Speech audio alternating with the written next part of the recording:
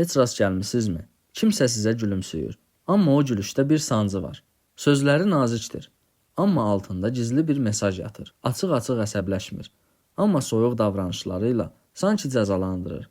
Belə insanlara passiv-aqressiv insanlar deyilir. Passiv-aqressivlik insanın qəzəbini və ya narazılığını birbaşa ifadə etmədən, dolayı yollarla, kinayə, unutqanlıq, tənbəllik, susqunluq və ironiya ilə göstərməsidir. Bu əslində bir müdafiə mexanizmidir. Bu davranışın arxasında çox zaman uşaqlıqdan gələn qorxu, özünü ifadə edə bilməmə və ya avtoritar mühitlər dayanır. Onlar münaqişədən qaçır, amma içlərindəki narazılığı başqa yollarla göstərirlər. Belə insanlarla necə davranmaq lazımdır?